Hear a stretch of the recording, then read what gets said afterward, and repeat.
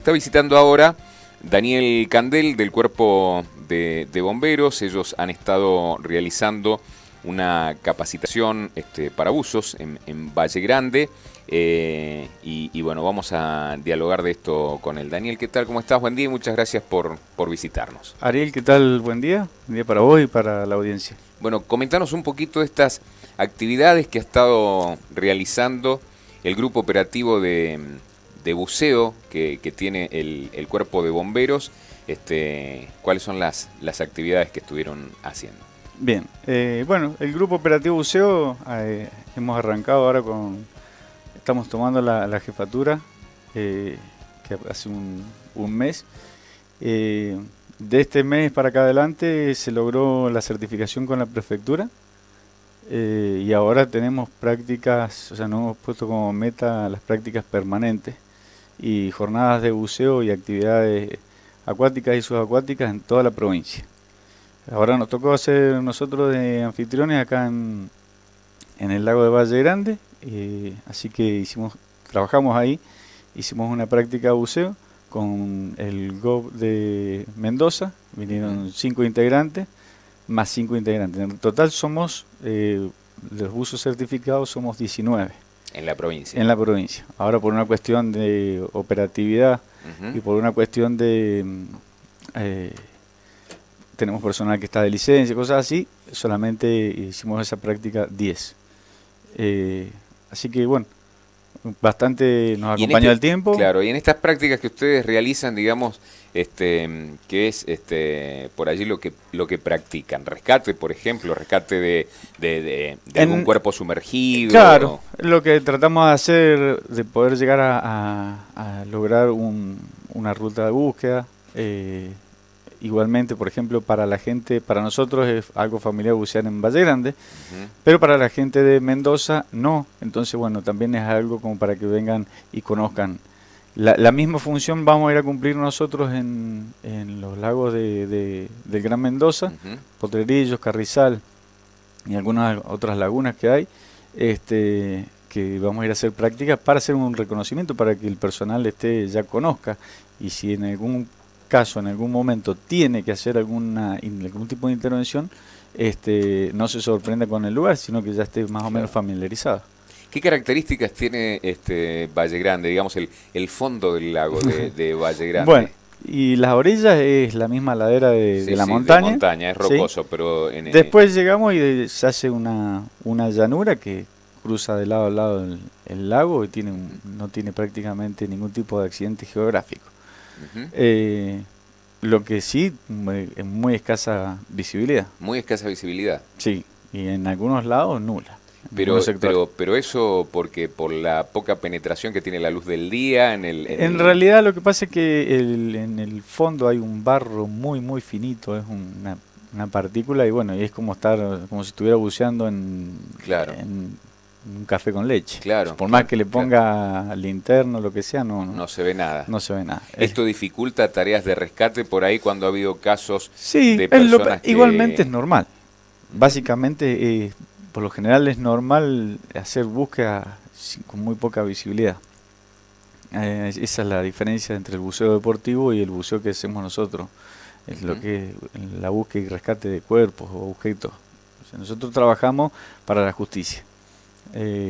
Y la justicia dice que tengo que ir a buscar un elemento o que tenemos una persona desaparecida, eso es la tarea nuestra.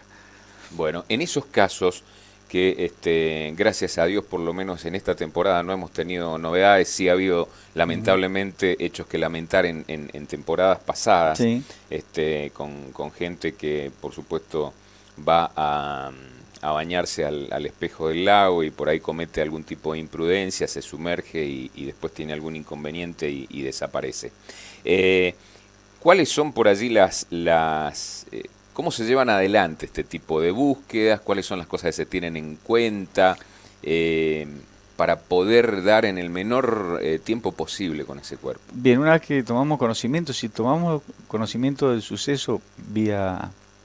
O sea, por intermedio del SEO, que ya se trabaja más parecido a lo que es una emergencia, reunimos el personal, igualmente sale una primera dotación, así ninguno de esos de dotación sea buzos, va a salir una dotación de bomberos y va a ser el que va a ir abriendo la brecha y el camino para hacer el tema de la búsqueda, porque la pesquisa es lo más importante para que la búsqueda sea rápida, porque los lagos, o por ahí a veces lo que pareciera que una bahía es pequeña, cuando no hay nada de visibilidad, la bahía se transforma en algo gigantesco. Claro.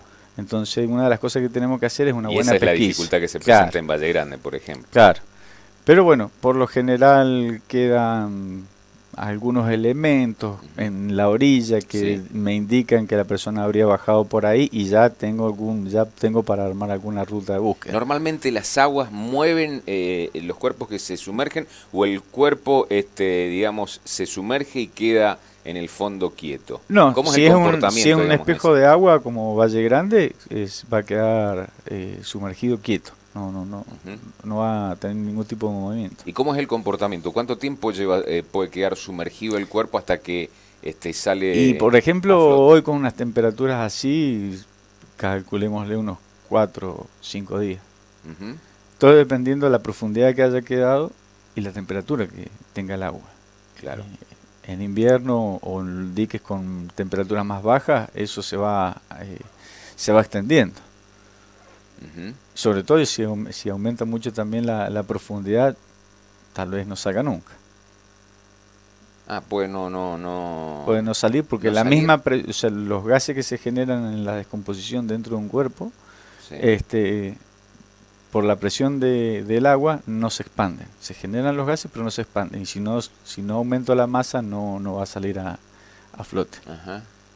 Claro, uno siempre piensa que el cuerpo después de determinada cantidad de días tiende a salir a flote. Claro, nosotros decimos, bueno, estaba hinchado así. Bueno, cuando está a poca profundidad se hincha un cuerpo, o sea, toma volumen. Después, cuando a cierta profundidad, por la presión del agua, de la columna de agua, esos gases no se expanden y no toman volumen, entonces no lo sacan al cuerpo a flote. Para este tipo de tareas, ¿cuáles son los espejos de agua que presentan más inconvenientes para ustedes? Está Valle Grande, Reyunos, Agua del Toro. Y a veces, bueno, hay que ver dependiendo, o sea, qué es lo que.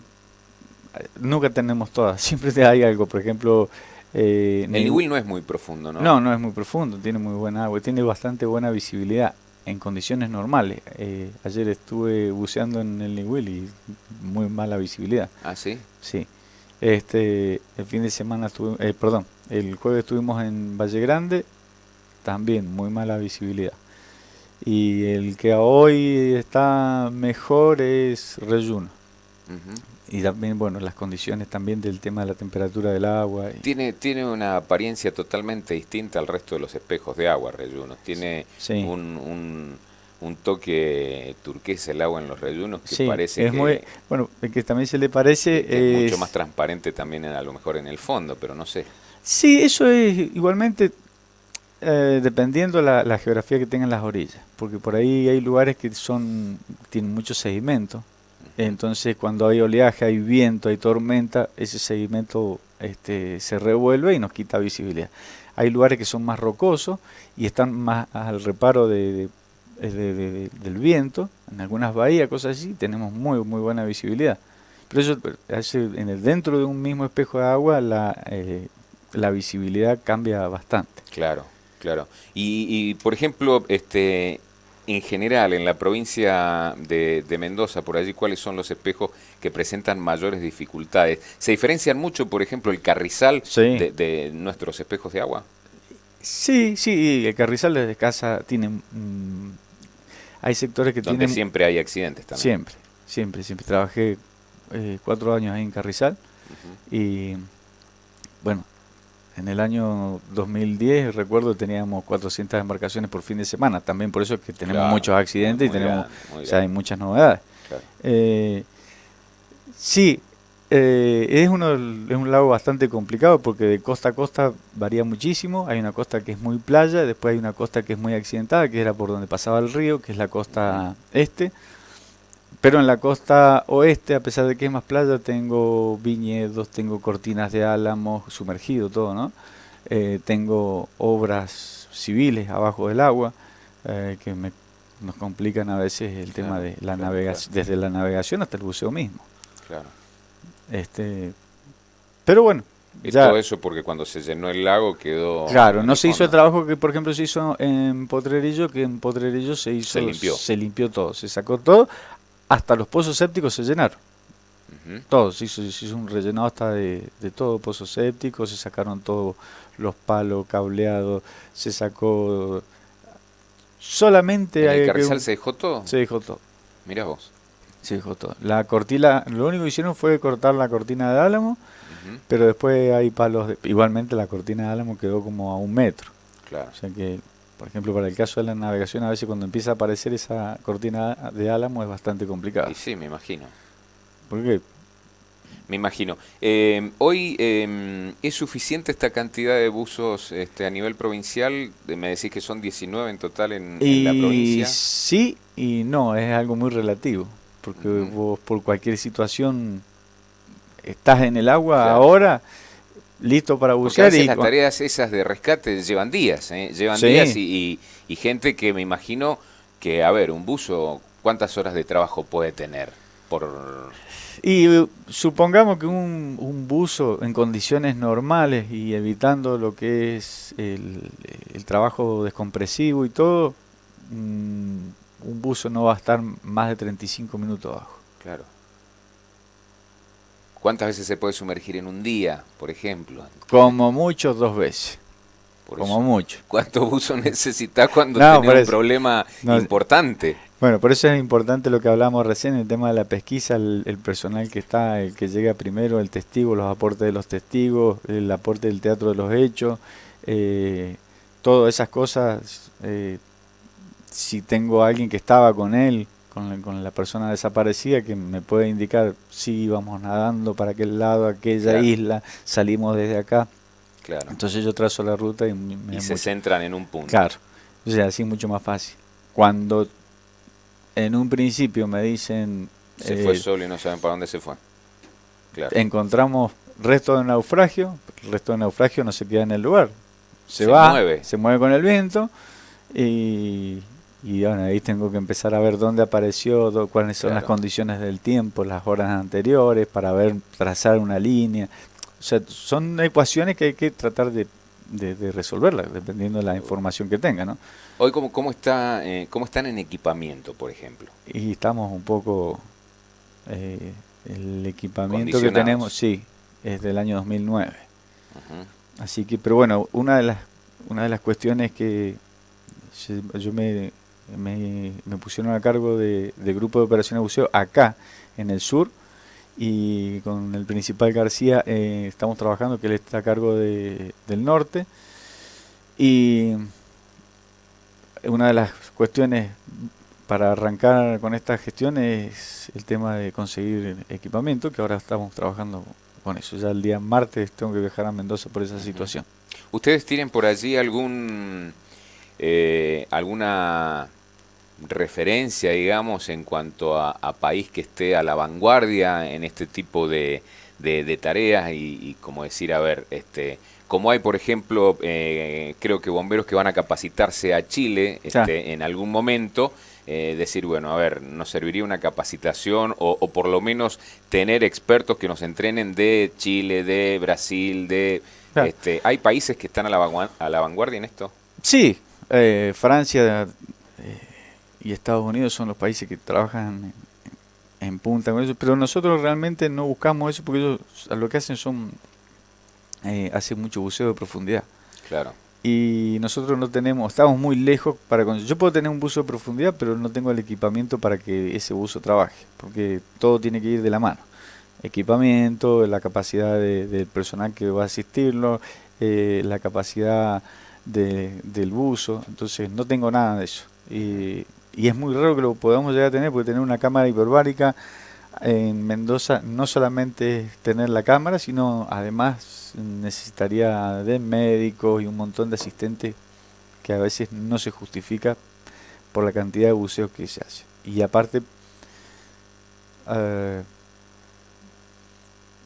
es un riesgo que se asume ujú, por cuestiones que ya no vamos a cambiar el destino de las cosas, ¿no es cierto?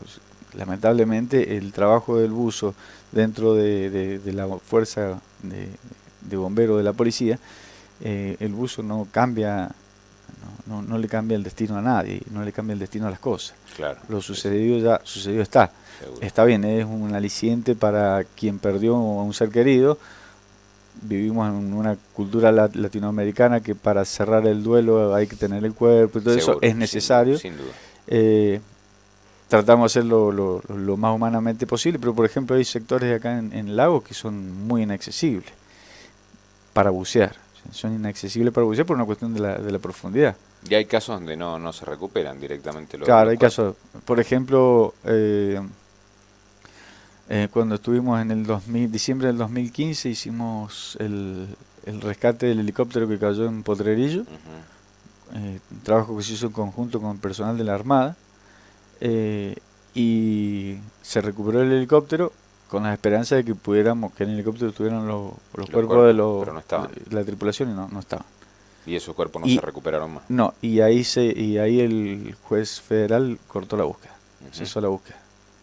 Bueno, estas actividades siguen en el transcurso de la temporada, estas capacitaciones. Sí, no solamente la temporada, sino también en todo el año. Se hacen prácticas de buceo invernal, se hace práctica de buceo con visibilidad, que debe ser sin durísimo, visibilidad. me imagino, en invierno. Sí, pero bueno, son condiciones que son propias de la geografía del lugar, y bueno, hacemos prácticas invernales en Malargüe, hacemos, por ejemplo, como obtener las condiciones de hoy día serían a veces las más normales, pero para ahí pasa que tenemos algún tipo de incidente en algún espejo de agua en algún lugar y tenemos que ir a trabajar en pleno invierno. ¿Bomberos tienen, por ejemplo, alguna especie de mapa, por llamarlo de alguna forma, mapa cartográfico digamos, del fondo de los lechos de agua para saber tener más o menos una referencia dónde hay pozos, dónde hay tenemos la experiencia y el conocimiento, por ejemplo, dónde está una obra de toma de un dique, dónde están las obras civiles, que son los lugares donde podemos llegar a tener algún tipo de riesgo, entonces, o sea, de peligro. Entonces, para evitar ese riesgo, sabemos que hasta cierto lugar podemos llegar. Por ejemplo, una obra de toma como la de Valle Grande, que está totalmente abierta al público, o sea, de acceso al público. Y hoy por hoy está por la cota que tiene hoy Valle Grande, está muy próxima al... Claro, muy baja está la cota. Claro, está muy próxima al acceso público. Entonces, nosotros tenemos conocimiento de dónde están las obras de toma de cada dique y las obras civiles. Por ejemplo, hay que tener mucho cuidado cuando se trabaja cerca de las compuertas, a veces no solamente de dique, a veces por ahí de compartos que tenemos en los cauces. Porque esa presión absorbe, me imagino, con una fuerza impresionante. Es una fuerza delta, que bueno, tenemos la experiencia y tengo la suerte, o sea, tuve la suerte de haberlo conocido, un subcomisario de la bonaerense que fue un instructor mío en una capacitación que tuvimos de búsqueda y rastreo subacuático, y al tiempo que nos capacitó y todo, tuvo un accidente y cuando perdió la vida. El subcomisario Maximiliano Montosi pierde la vida en un comparto por una fuerza delta. Hay que tener mucho cuidado con esas situaciones, sobre todo en lo que son cauces y cuestiones así. Por ahí hay válvulas compensadoras o reguladoras de presión o cosas así que a veces no hacen mucho movimiento de agua, pero una vez que succionó y ya me dejó atrapado ahí, no me van a sacar. No larga. Así que y son muy difíciles las maniobras para hacer lo inverso, entonces no me va a alargar más. Entonces, esos son los cuidados que hay que tener. Después tenemos enganches, a veces estamos buceando y nos encontramos con un árbol abajo del agua, un árbol seco, caído, que por ahí nosotros tenemos lugares donde sí hay árboles, pero ya los conocemos, pero por ahí hay lugares que una tormenta, algo trae un árbol y lo deposita en un lugar y nosotros antes ese árbol no lo teníamos y de repente te encontrás con un árbol. Que encontrarse con un árbol donde hay poca o nula visibilidad y quedar adentro de la maraña de ramas y todas esas cosas, porque adentro en las ramas se enreda todo, porque no es que vino y lo... La cabeza en ese momento es clave para, digamos... Sí, y la concentración que tiene que tener el buzo... Manejarse de forma tranquila y no alterarse en esas situaciones que... Y uno tiene que estar muy concentrado al agua. O sea, no solamente al agua, sino a la maniobra, ¿no? Hay cosas que no se pueden escapar, hay pasos que no se pueden obviar. Entonces por eso también el buzo uno lo va a ver que va a trabajar en cierta soledad, apartado por ahí, en el caso de una búsqueda o cosas así, apartado del resto del equipo, del teatro de operaciones, va a ir, va a trabajar, solamente se le da las indicaciones básicas y después, por ejemplo, un buzo no va a estar atendiendo a la prensa, a familiares, al público en general, entonces, porque está con su cabeza en otra. Exactamente.